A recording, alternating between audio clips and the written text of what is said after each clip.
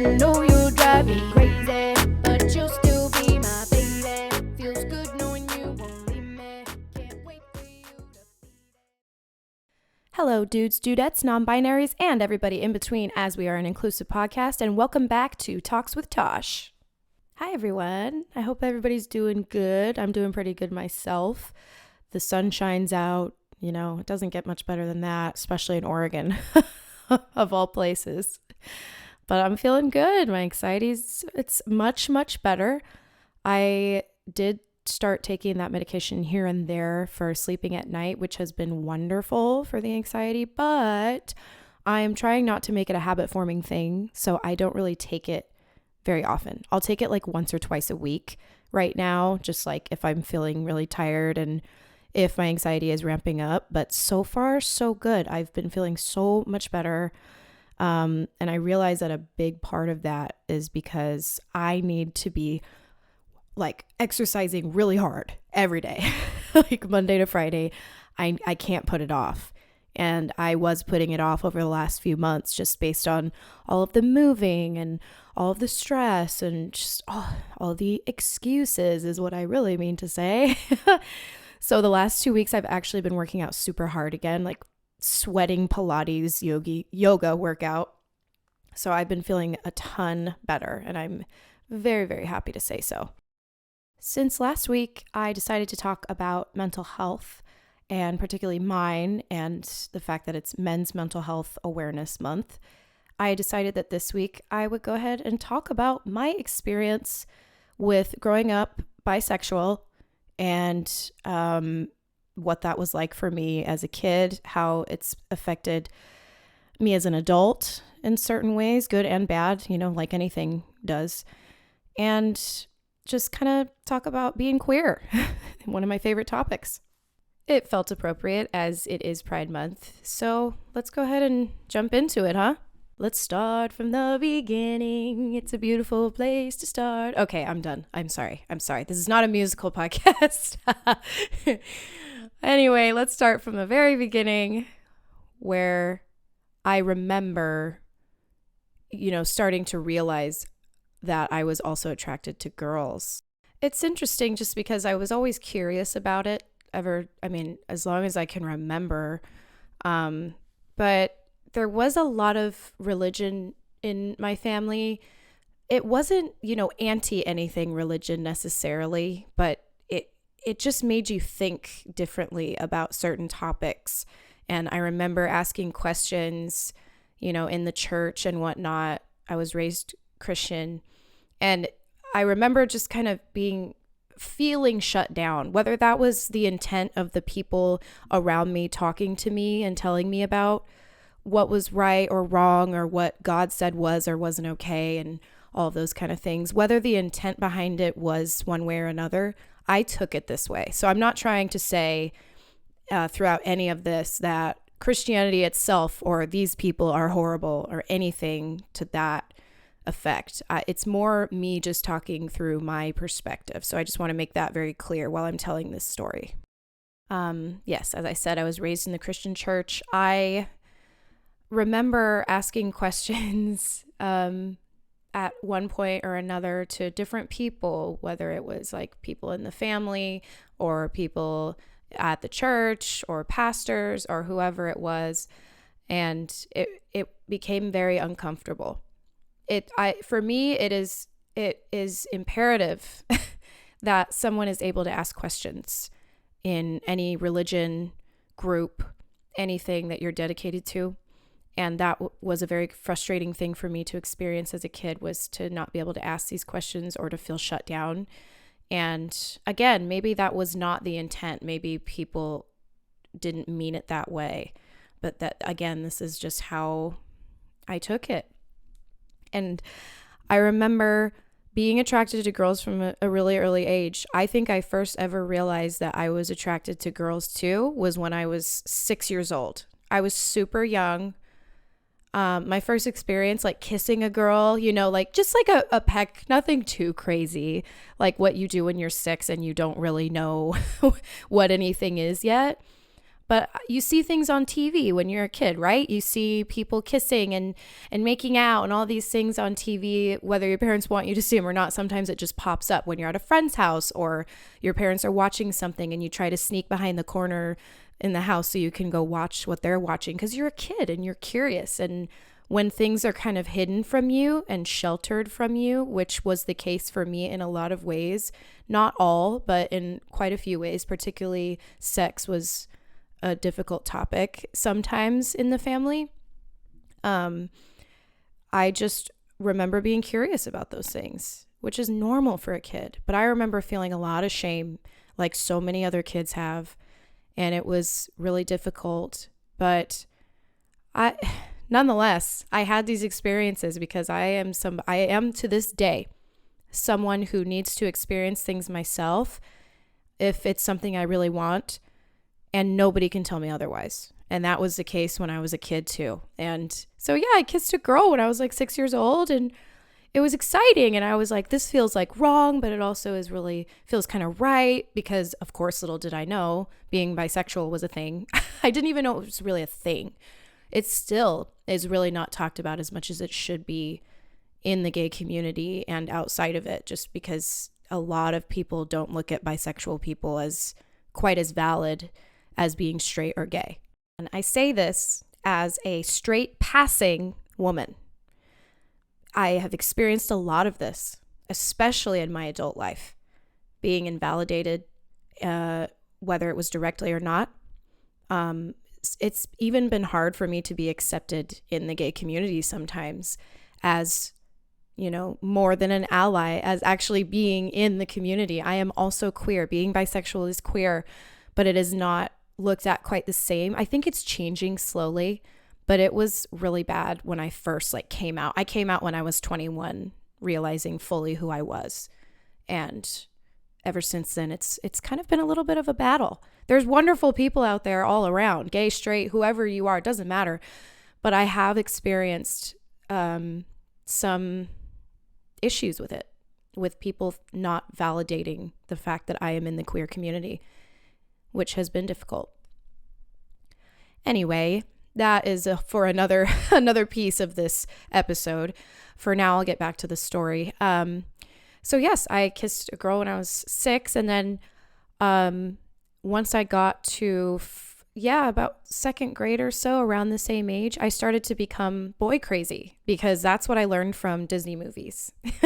You got to find your prince. You got to find your missing half in order to be complete as a person. You are, Disney taught us that, particularly us little girls when we were, watching Little Mermaid and things like that. They make you think that you need that missing piece in order to be complete, whether it was meant to or not. I think it was, but and so that was what I thought I wanted as a child so badly, was to have a boyfriend. So I spent my middle school years trying to find one really bad. I had a few really short-term boyfriends, nothing super crazy. I was a pretty innocent kid just because of being so sheltered. I didn't want to do a lot of the things that all the kids around me were doing, and it was quite a bit. Not as much as kids are doing today, but still quite a bit. Much more than I was comfortable with at that age. And by the time I hit 8th grade, I got a boyfriend who was obsessed with me, and I was obsessed with the idea of somebody being obsessed with me. And that was the beginning of my 7-year relationship that lasted until I was 21, and then I finally came out. So it was quite a journey. During the time I was with that boyfriend for that almost decade, I mean, that's such a long time and such a important time in your growth as a person, between 13 and 21. Crazy, right? It still blows my mind that I was with this person for so long, especially when I had no idea who I was. I was in full denial about being attracted to girls. But all the while I was with this boyfriend, I was making out with girls all the time. And this is part of the bi thing, and also a sexism thing that pisses me off nowadays. And something I'll touch on a little bit later in dating currently. Oh my Lord. he did not care. I would make out with friends or like girls at a party or something, whatever. Like, I didn't even really go to parties. I don't know what I mean by that. Just like sleepovers and stuff. I would make out with girls, and then I would go tell my boyfriend the next day, because I'm somebody who, no matter what, is very loyal and dedicated to my partner. But I was going through a crisis at the time, and I just didn't know that yet. But I was a good communicator, so I would immediately tell him the next day that I did this, and he'd be like, oh, okay, that's weird. I mean, I don't care, but like, that's weird. And then, that was it. And then I would just move on and keep doing that. And girls would think it's weird because they're like, don't you have a boyfriend? I'm like, yeah. So, like, before I really understood, it was so confusing for me because I loved my partner, but more than anything, I did not want to be alone. I was in full denial about being by myself, because discovering yourself is scary, especially when you don't understand pieces of yourself like I didn't. It's very, very scary. So it makes you want to cling on to that person even more, because that's so much easier than facing yourself. It got really lonely a lot. And I remember finally getting to a point where I felt comfortable asking my friends, my girlfriends who I was not making out with, I would ask them questions and be like, do you ever feel this way about girls? Like, do you feel attracted to them like they, B, C, whatever? And they're all like, no, nobody else felt that way. Or at least they weren't outwardly telling me that they felt that way. So I felt super lonely and weird, and like something was wrong with me for so many years, particularly in high school. And it was a very scary place to be. I couldn't confide in my partner because he thought I was weird. I couldn't confide in my friends because they thought I was weird. I didn't feel comfortable communicating with my family about it too much, just because I didn't feel like they could understand. And it was difficult for a while there. So I pretty much just would like go make out with girls and then tell my boyfriend and feel like I didn't do completely anything wrong, but also feel bad because I'm not being fully loyal to my partner. It was confusing. And I also was dealing with a plethora of other issues in my own brain and in my life, with myself, with others, whatnot. There was a lot going on there, but that was a very lonely time. Once I got to college, it pretty much stayed the same. I was still doing the same kind of things, but just not quite as often, because the maturity level was starting to go up just a little bit. So I wasn't doing that. And I was trying to focus on staying loyal to my boyfriend. And then we broke up, a story for another day. And luckily, I was in a great community for being queer, because my major was theater in college, theater arts. And I was around people in that community all day, and they were very accepting. And once he and I finally broke up, I went through a lot of other things in that process with friends and guys, all these things. But I did finally come to terms with who I was, because I met one of my previous best friends. We no longer really speak anymore. We're on good terms and everything. We just lost touch. You know how it goes after college. But I loved this person, and they are bi. I believe, I'm not sure if they still identify that way, but when I knew them last, they identified as bi, and also as a woman at the time. They are they, them now. But they taught me that it was okay to be bi. And I'll never forget the day that I really realized and came to terms with the fact that I was bi. It was post breakup. I was sitting doing makeup with this person, and I was just talking about, I don't know, I think it was even a celebrity or somebody that I just thought was super beautiful. And I kept going on about it. And I remember my friend stopping and going, Tasha, are you sure you're not bi?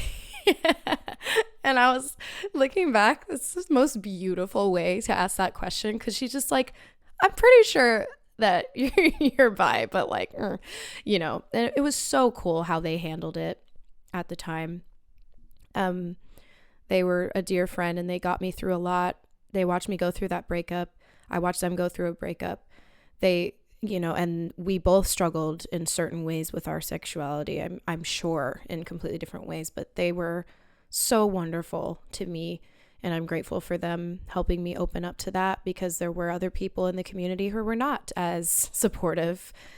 But I finally did come to terms with it, and it was quite a journey. And since then, I've dated quite a few girls here and there, Nothing serious, really, just because I've stated before, I don't see it really being a serious relationship for me when it comes to a woman. I do picture myself ending up with a man.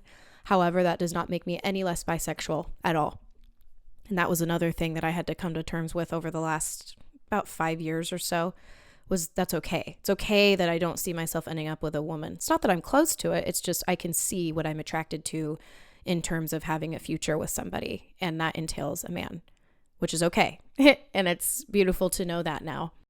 Coming out to people was interesting and different with every person. I remember I was probably 19 when I first started realizing, like, full on that, like, I like women too. And I see this being a thing. I don't know where that's going to go. You know, I was still with my boyfriend. So it was hard going through that, figuring out that part of your sexuality when you're with somebody in a committed relationship for 4 years at that time. That was really scary and hard. But my mom is like my best friend in the world to this day. And at that time she was too. And I remember I went to her when I was 19 and I said, Mom, I think I might like girls too. And she said, oh, honey, no, you don't. And looking back at that now, first of all, she is the most open-minded, kind, beautiful human being in my life. She would never mean that the way it sounds. And I know that for a fact because she's so open and we've had many, many, many conversations since. She would never have been close to me ending up with a woman, but she knows me so well and the things that I want that she always saw me with a man. So that was her perspective. It wasn't her shutting it down. It was just her being like, oh no, you know, it wasn't meant to be anything that way. At first there was some time that it really hurt my feelings and it was a lot to process. But once I grew a little bit older, I realized what she meant by that. It was not what it sounded like at all. And since then, yeah, we've talked a ton and she's been nothing but supportive and wonderful. And she's like, you know what, whoever you're happy with, I don't care. I just want to see you happy with somebody that you love and who loves and adores you as much as they should. So that was the experience with telling my mom. So that was a little bit difficult when it came to my coming out to my mom, at least. But then I went to my dad. I love my fucking dad, y'all. That man is amazing. The same kind of amazing as my mom, but in a completely different way. Like my parents rock. My parents freaking rock. They are both such good people who just want the best for me. And my dad's reaction, I'll never forget. I was in the car with my dad one day and I was like, hey, Dad, what would you do if I like girls? Because I think asking my mom scared me at that time and I didn't know how to bring it up to my dad. And we had never talked about that kind of thing before, not for real at that point in my life. So I was like, Dad, what would you think if I was attracted to girls? And then he looked at me in the car real quick and he was like, why the hell would I give a shit if you liked girls? And I was like, oh, okay. Cool, you know, good to know. Like it was his way of being like, why is that any of my business? And I loved that because that was a different version of being like, I love you no matter what. Why the fuck does this have to be such a big deal? Which is how it should be anyway. And that was how I loved that. I loved that so much. To this day, it's one of my favorite stories. Coming out to my parents was such an interesting thing. I'm so grateful that I have the parents I have. They're incredible people. I can't thank them enough for raising me the way that they did, for helping to create the person that I am, and for teaching me that it's okay to be who I am through and through, no exceptions, and that I should be accepted and loved no less by somebody else. I could not be more grateful for either of them for my coming out story because it's a funny one and it's an interesting one and it's a beautiful one. So the final part that I'll touch on about being bisexual in today's world, I will say dating and being around couples has been fucking annoying. Yep. Yeah. I'm going to say that because dating girls and like hooking up with girls and having fun with girls and flirting and all of that ever since I came out and I came to terms with it, and I was single for that, these last 4 years, and I've been able to fully indulge in that and explore how far that goes in my sexuality, like how attracted I really am to women, in the soul as opposed to everywhere else. It's been such a crazy important journey. So that part has been pretty positive. The part that's been very frustrating has been dating guys and telling them that I'm bi, or has been meeting couples, like not in like that way. I've never done that. Nothing like that. I mean, just meeting a random ass couple out at a party. Like down in California, this happened a lot. I would go out to a party, meet a couple, hang out with them with the group, like in a group setting, just like as a bunch of friends would. And then I'm telling you, couples look to bisexual women as the answer to their relationship. Maybe the guy is having, like, couples who are having issues, just to be clear. I don't mean all married couples or all couples do that. I just mean like people who struggle in their relationship. I've had it put on me so many times through couples. The end of their relationship will come because they start fighting about whether it's me in particular or just like another girl being involved. And then I end up telling the group that I'm bi because I'm very open about who I am and I don't really care. And I'll tell dating stories about girls to people. And then the woman will see that as a huge threat. Like I'm going to take their man away because I'm quote unquote, I don't know, more interested, or whatever they're thinking. Doesn't matter. I've heard it all. I've seen it all. Or the guy is not happy in his relationship, so he confides in me about not being happy in bed with his wife or his girlfriend. And I'm like, why the fuck are you talking to me about this? This is not my problem. And you're making it my problem, and that makes me mad. This has actually happened multiple times, particularly down in California. And when I was living in Portland, it was a huge issue. Multiple times. And on the spectrum of dating guys and just explaining who I am, explaining that I'm bisexual because it's a part of my identity, it's a part of who I am. So I'm very honest about that, usually from the beginning. It's annoying because I've had multiple guys make jokes about threesomes. I've had them be like, oh, wow, that's hot. Oh my, really? Like, it's just like, are you 12? And part of that's my fault because I've dated a few guys here and there who are a little younger, like mid-20s, and I'm starting to realize that that's like 12 freaking years old in terms of like guy years. Like I'm learning now, a little older, not always better, but usually a little better. But oh my Lord, it's like triggering at this point when people look at my sexuality as like a turn on. It's like, that's not why I'm bi. I'm not bi to turn you on and make you excited. I'm bi because I'm bi.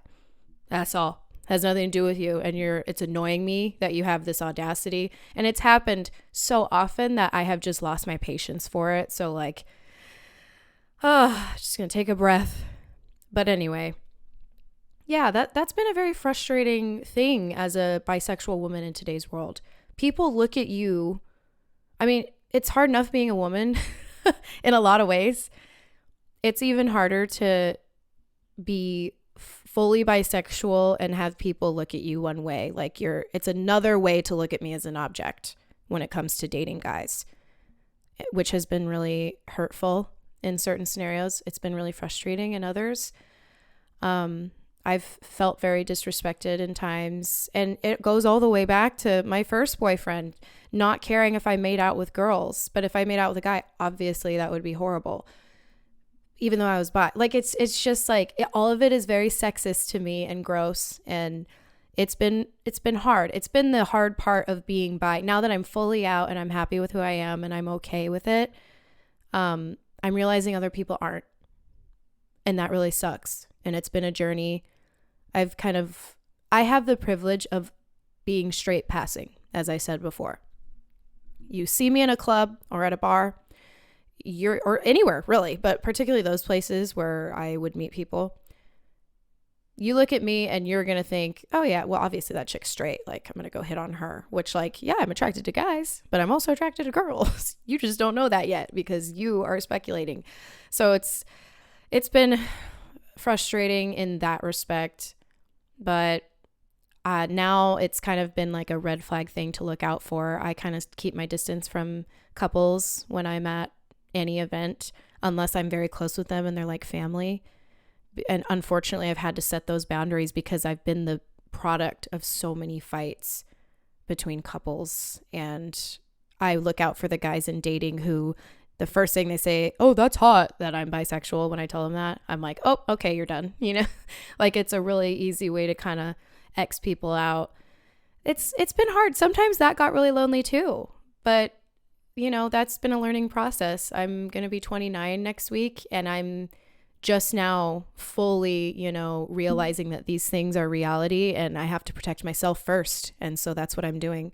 All in all, being bi is a beautiful, wonderful thing. I am so freaking proud that I've gotten to a point in my life where I get to talk so outwardly about it. I get to be excited about who I am. I have the privilege of not only being okay with being bi, but loving that about myself, thinking it's a beautiful thing about myself. Because it's just me. It's just who I am. And it always should have been that way. And I'm sad that I had years of shame. But sometimes that's how the journey goes. And now I have the privilege of making people feel okay about who they are, or doing my best to do that. Like for my siblings, when they were growing up, I always would be like, any girls or guys that you liked? To all three of my siblings, I would say those things to them when they were growing up so that they knew for damn sure that no matter who they had a crush on in school, they could come talk to me about it and I would be excited for them. Not to say my parents wouldn't. I know for a fact that they would. They were with me, so I know they would have with them too. But it felt good to specify those things because I know how it feels to be that lonely. I know how it feels to not know if you can say, you know, I'm a girl dating a girl. You know, I know how that feels to be afraid of that. So it was really cool to be able to do that for my siblings. And one day I am so excited to be able to do that for my kids, whether they're straight or gay or whatever, queer, they, them, she, her, I don't care. Whoever they are, I'm just excited to be, you know, that amount of open just like my parents, but with just a little bit more outward speaking about the specificity of being that way, you know, asking questions and making sure they're comfortable. I'm grateful to be in the position that I am today. I'm grateful to have gone through what I've gone through, and I love me. I love being bi. Thank you guys so much for listening to this today. I really appreciate y'all letting me talk and be vulnerable like I usually am. I tell these stories to make people feel comfortable being vulnerable because I don't think there's enough people being vulnerable out there and talking about, you know, things that are hard to talk about. That was a hard thing for me to bring up today, but it felt appropriate for Pride Month. And I'm very proud, as I should be, of who I am. And I hope that it will, maybe even if it's just one other person, if it makes you feel comfortable to be who you are outwardly or talk about it with somebody you care about and get to that vulnerable place, that's the whole point, right? That's all I would want for anybody. So thank you so much for listening. If there's anything you guys want to share with me, whether it's your coming out story or just a story in general that you're struggling with your identity, anything like that you'd want to share, I'm happy to hear it. I'm happy to listen and, you know, give you a little pat on the back just for being vulnerable with me, because again, that's the whole point. I would love to hear from you guys. You can go ahead and reach out to me on my Instagram, Talks with Tosh Podcast, or IMOLARA, Emolara, my main Instagram account where I also post my music.